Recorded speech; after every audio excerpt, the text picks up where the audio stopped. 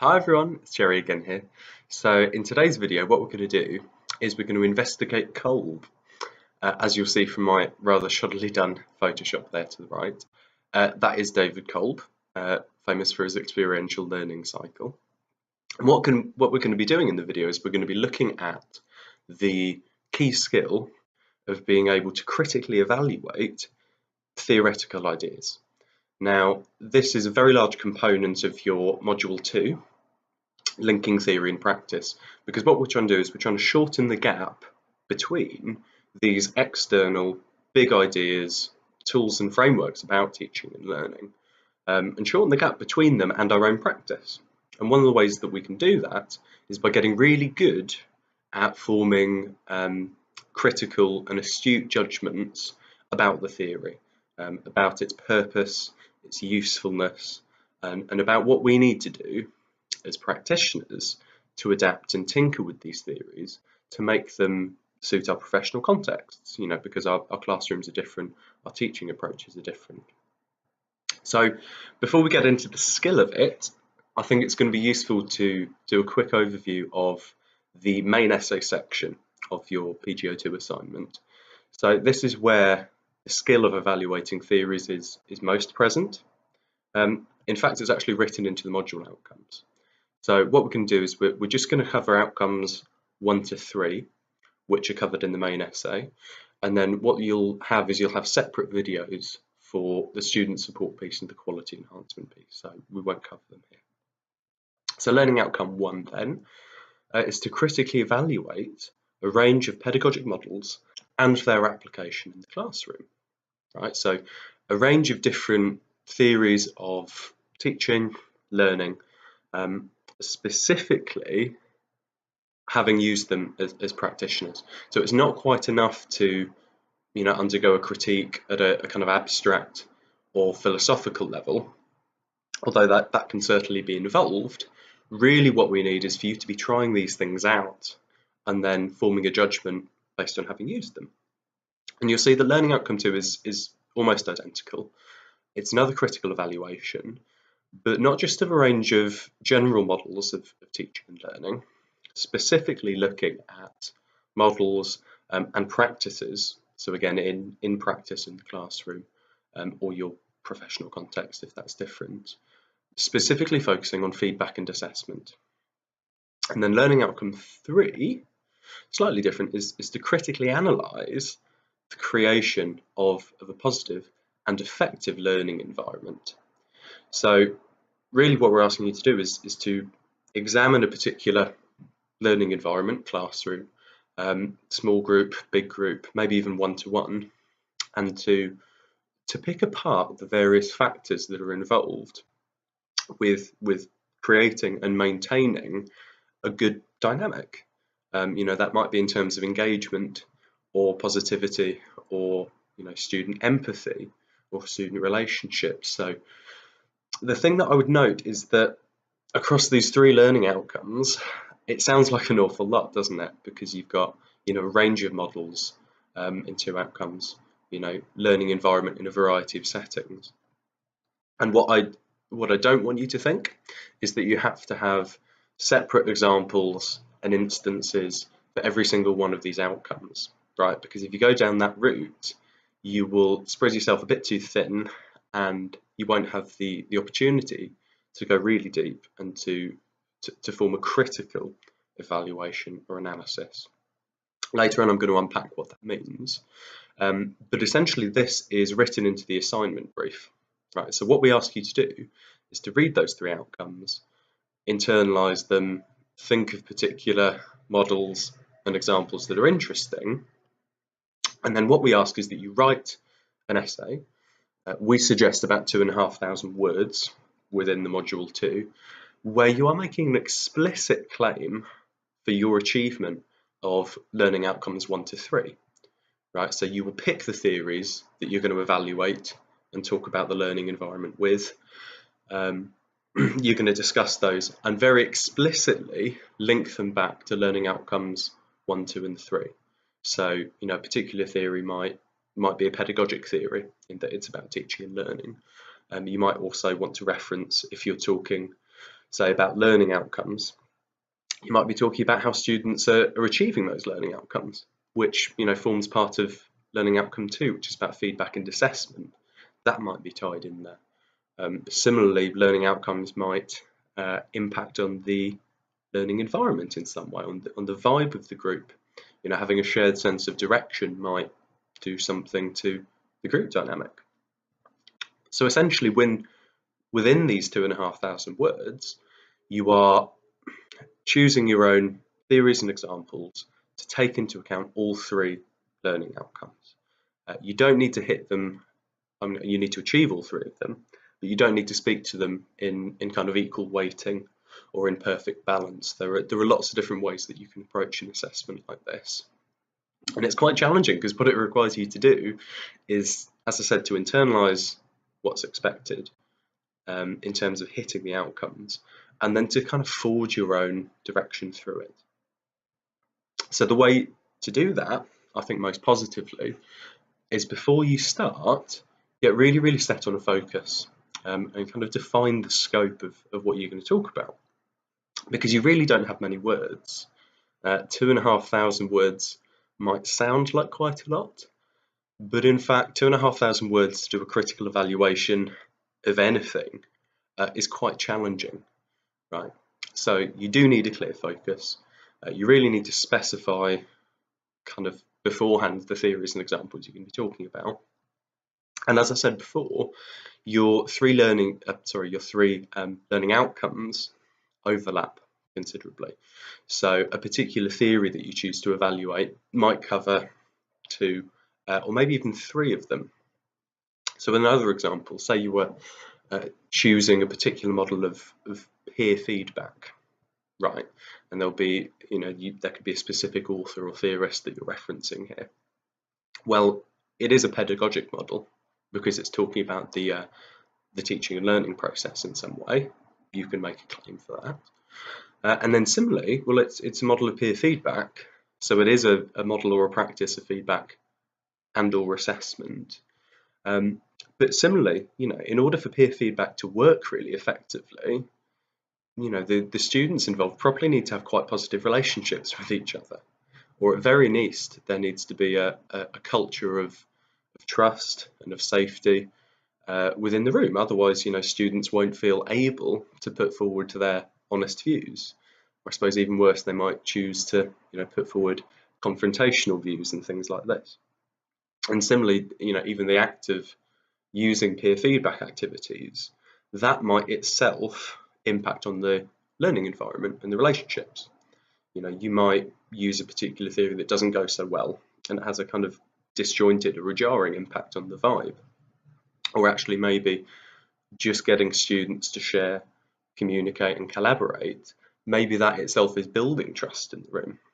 So you see that there are lots of ways that you can take it and build on it and riff on it.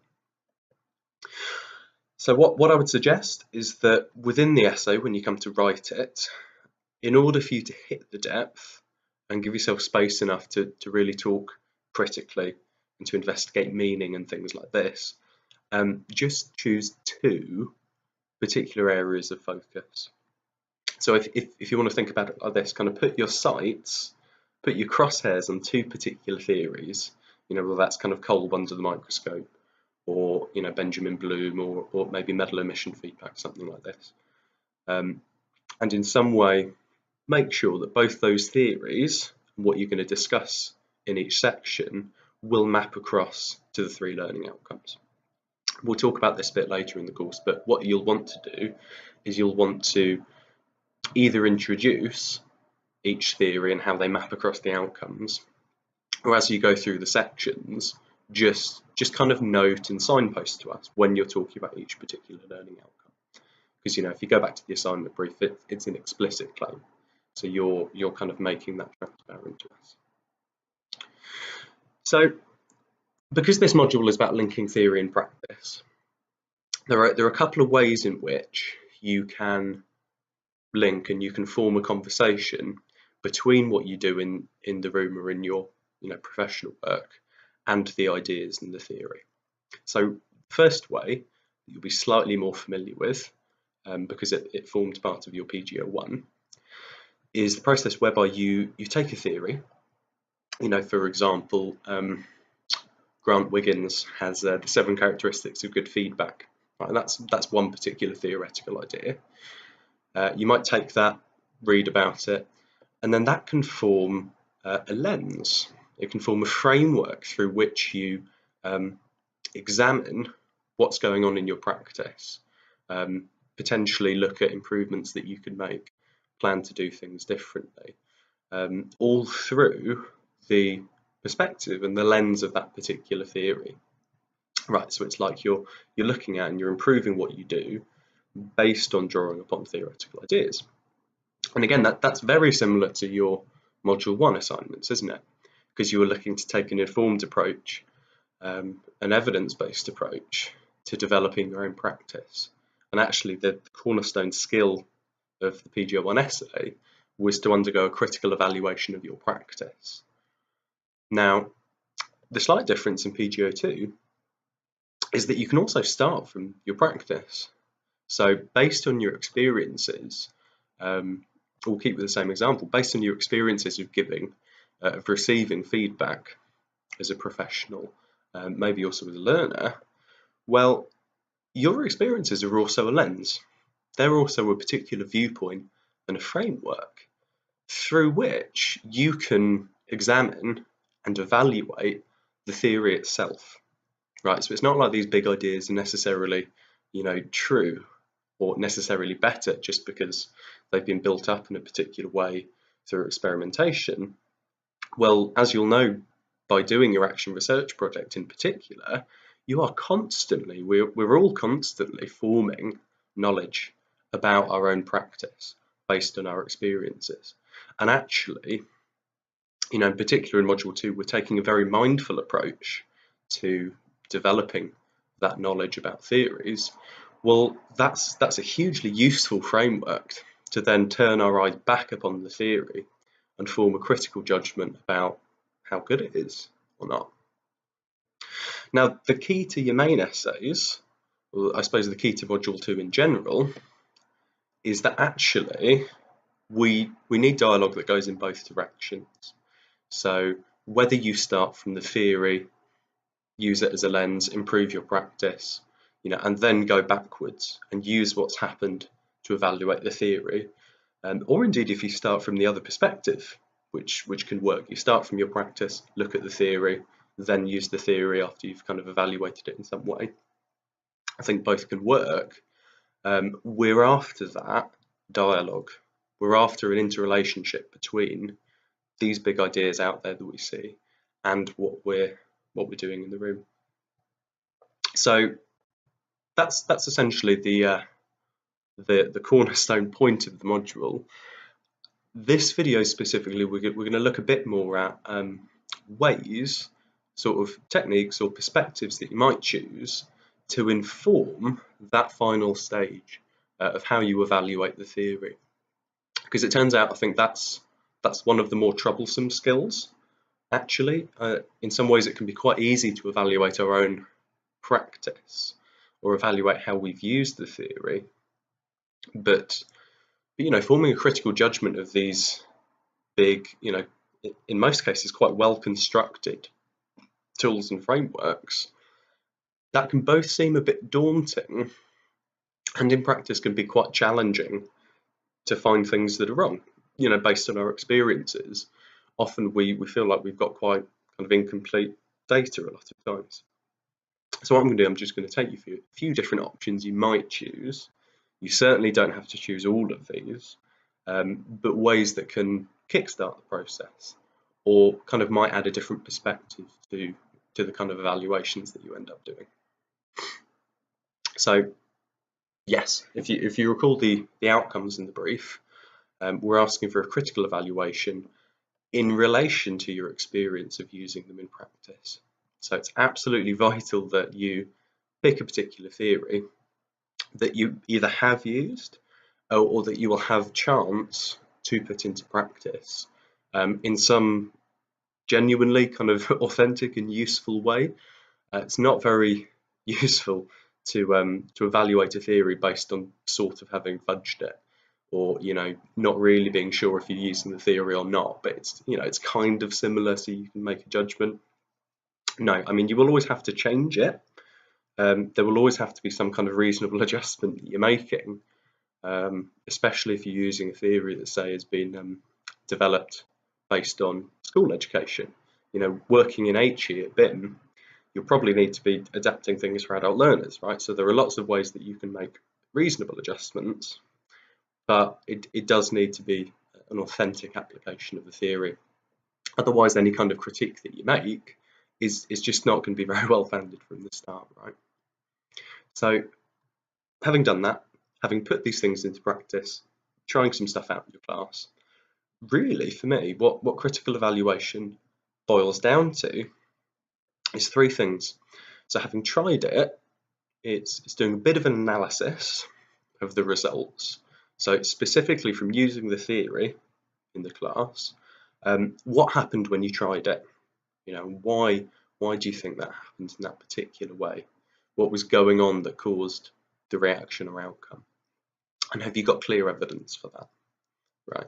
So we're not talking in terms of deep kind of methodological evidence generation, as with your action research, much smaller scale, but still, being a bit critical.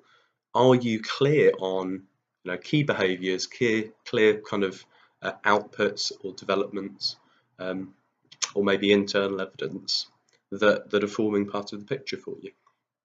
So kind of what's going on from having tried it. Based on that, well, how successful was your teaching? How authentically did you apply the theory? Were there any bits that were kind of more difficult to use, or didn't really make sense, or ways that you kind of maybe had to change it on the fly? And why was that? The strengths, the weaknesses of your own approach. And then finally, really turning the eye back on the theory. Well, based on what you were trying to use it for, how successful was it? Did it fit the purpose of what you were trying to achieve? And again, what do you see as the theory's strengths and weaknesses?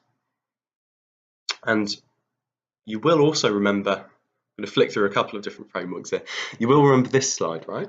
3 different functions of theory. Well, I find this particularly useful because if you're going to think about, evaluating the theory, seeing if it's fit for purpose, well, we need to be really clear on what the purpose of the theory is, right? What was its actual intended use?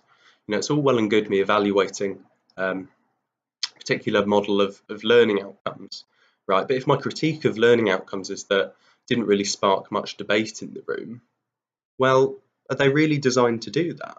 I don't think they are. They're meant to take away discussion, right? Because it's actually defining things. So being really clear, being really mindful about what these theories are for, what you think they will achieve, and that goes an awfully long way to building up your kind of critical argument later down the line.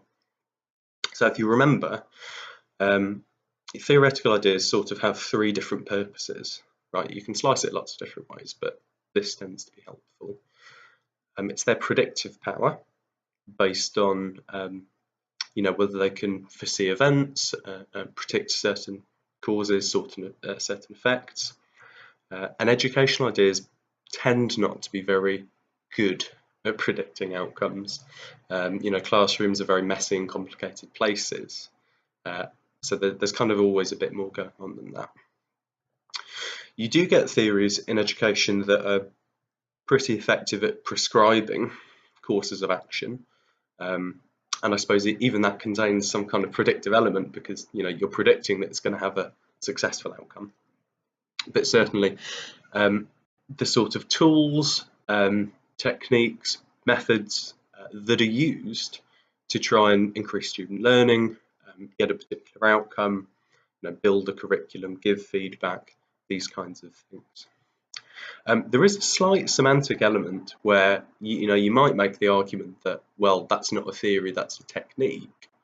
For the purposes of this module, certainly, any kinds of small tools, techniques, ways of giving feedback, if you can attribute it to a particular theorist, particular idea and a kind of codified tool and way of doing things, that's absolutely fine for us. We're not in any way going to mark you down for that.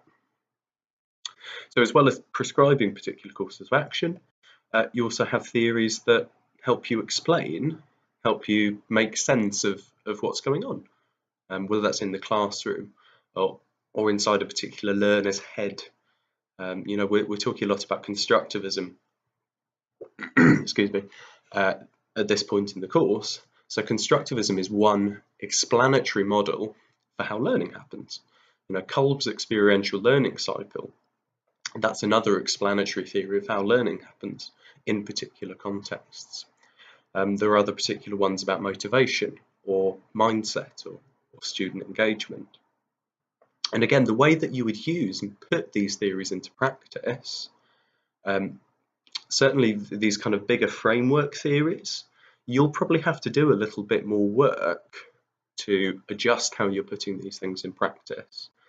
So really all you need to do is you need to tell us very specifically what you're doing in the room, what you're doing in practice, and how that is resonant, and how that is enacting the theory in a particular way. So you just need to be transparent with that, right? But I find this useful because, in some way, theories do all three of these, whether explicitly or implicitly. But really, I think it's just useful to get on board with, what do you think this theory is intended for? Is it intended to help you make sense of the classroom so that you can make more attuned professional decisions, potentially so you can select tools better, to address situations that come up? Or is the model just a prescriptive tool? And if so, is it meant for a particular kind of thing? And putting it into practice, are you using it for that particular kind of thing? You don't necessarily have to, but I think, to make a reasonable adjustment, there needs to be a reason that you're changing it up. So it's really just about being mindful, explicit, and a bit self-aware about how we're using these things. So, okay, you've put the theory into practice. You've worked out, how that impacted your students, how that impacted you. You've maybe done a bit of self-evaluation, thought about your successes and weaknesses as a practitioner. Okay, you're turning your attention to critiquing the theory, right? We're now breaking that down, forming a particular judgment about the idea that you've used. There's quite a few ways you could go about that, especially in the essay. You might kind of drip feed critical comments all the way through. That tends to be quite nice. And actually I would probably say it does really help to have at least one section right at the end where you are explicitly evaluating the theory, really attempting to hit that learning outcome in a deep way. And when you're doing that, I'm just going to offer you 4 potential lenses, 4 potential ideas that might inform how you critique the theory, or different ways that you critique it, right? So firstly, as we've talked about, was it fit for purpose? When you chose to use it for a particular thing, did it do that thing? Was it successful in achieving what you set out to do, or not? And why do you think that was? Secondly, in a more general sense, again, it's another way of chewing a very similar thing. As a model, as a theory meant to help teaching and learning, what are its strengths and what are its weaknesses? Was it good for? Was it not so good for? What might you need some other perspectives to help you with? What was maybe challenging about using it or learning it?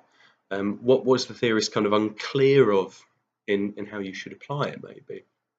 Lots of different ways you could take that. And then thirdly, as an optional one, you certainly don't have to go down this route, because this is a bit more resonant with your action research. But at an abstract, or I suppose the methodological level, as a theory, well, how convincing is it? How well constructed is it as a model? So thinking about the evidence that the researcher provides about their particular theory, the way that model was put together, generated, the research that went into it and kind of built that up. Well, is that convincing? Do you think the claims it's making are valid? It's kind of lenses 1 and 2 are all about it being useful to you as a practitioner. This third one's kind of about its validity, its reliability. As a piece of work, as an idea, do you think it's put together well? And this is a fantastic opportunity at this point to draw upon the work of other authors, because in education people never agree about particular approaches, so there will always be sources out there, generally credible sources, that challenge a particular idea and a piece of work, and you could do a bit of kind of he said, she said, this is what I say, about the discussions and the debates within these educational fields. And then number 4, and I put this as last because although it's still about a theory's usefulness and its practicality, it's kind of based on numbers 1, 2, and 3. So finally, what might you do? What have you done? What will you do in the future to change the theory? Are there any kind of adaptations that you have made that worked, or maybe adaptations that you could see that you might take in the future to improve it? Ways that you might expand the model, or challenge it, or add something else to it, maybe another model, maybe another piece of your own experience, specifically to make it suit your professional context. I mean, you might offer some critiques and suggestions to improve it at a kind of abstract theoretical level, but that tends to be quite difficult to do. So I would suggest as a practitioner, at least suggest that as well. As a practitioner, what can you do to make this suit your students, your subject, your age range, your particular style as an educator? Because all of those things have quite a big impact on what you actually do in the room. A lot of the models that you find in education will typically be drawn from research, drawn from experiences, maybe at school level, maybe at further education level, or maybe outside of your subject discipline. So in some way, there's always something that we're doing to adjust and to tinker and to make things suit our needs. So this is just codifying and making that a bit explicit. Cool. So I'm just going to end quite quickly on one potential structure that you might take to writing the main essay. There are certainly numerous ways of going about this, and this one tends to be slightly easier, and one that's kind of one that makes immediate sense when you take a theory and you put it into practice and you evaluate it. So we'll cover others, but for now, a particularly useful structure to start with would be to encounter a theory, one that personally resonates for you, and just ask yourself the questions, what is this theory for?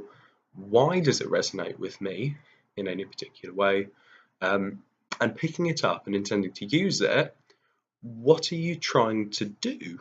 What are you trying to improve in your own practice, in the learning of your students, by using it? Number 2, considering how you're going to implement it, doing a bit of planning. How are you actually going to mindfully put it into practice? So, what's the balance between authentically using it kind of as written, and adapting and tinkering bits, to suit your needs? And at this point, you need to be really specifically clear. I would say, how is it going to look in the room? What your students going to see?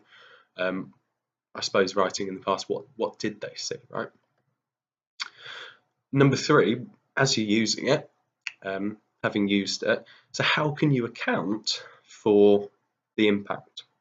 A bit of an analysis. So what clear evidence have you got to show what's working, what's not in that particular approach?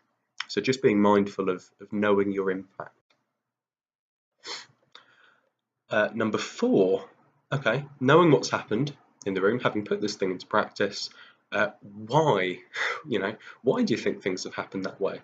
Why were things successful or not successful? So really digging deep, being a bit critical. I'd actually challenge you to potentially look at multiple reasons, a couple of different explanations for why things transpired in the way that they did, sort of forming multiple hypotheses for yourself. Your two best reasons and explanations for what transpired, and which one of them you find most convincing. It's a really good way to get some additional critical thinking in there. And based on that knowledge, based on kind of theorizing about what went on in the room, what does that then tell you? What can you then learn from that that might change things for you in the future? And then finally, there's a sort of two-step piece of evaluation. Number one, you'll be very familiar with. So how effectively do you think you've used the theory? A bit of self-evaluation in terms of your practice and how that was enacting this particular theory, for better or worse. And then the final bit, the big primary skill we're working on, based on a lot of these different perspectives, based on your analysis of what was happening, how that impacted your students, what is your critical opinion of the theory? And again, this is essentially the big verb in two of the outcomes, right? So you want to spend quite a bit of time here, potentially approaching it from a couple of different angles. Some of the ones that have been suggested before. And yeah, just be aware that we're going to be covering this an awful lot more as we go through the year. So even if it feels something a bit daunting or a bit more difficult at this point now, you're going to have plenty of opportunities to develop that skill and to start forming critical judgments, getting your critiques in there, forming a bit of a commentary on the theory, so you can stand back and really appraise, how good these ideas are for you as a practitioner. Really, if we're being honest about it, forming some kind of abstract or grand appraisal of a theory and how good a theory it is in general, that's great, and that's what academics do. You can play that game if you want, but what the PG cert is we're a course about developing your practice, and as a practitioner, being able to know how good, how useful the contextual uses and difficulties and nuances of theory for yourself as an educator, that's really the target that we're aiming for. So the critiques, the judgments, the appraisals we're making, you just need to make a statement that it's your particular view based on your students, based on your practice. Again, as with action research, the test is reasonableness. So again, just be a bit measured, but that's what we're aiming for. You don't need to go above and beyond too high with that.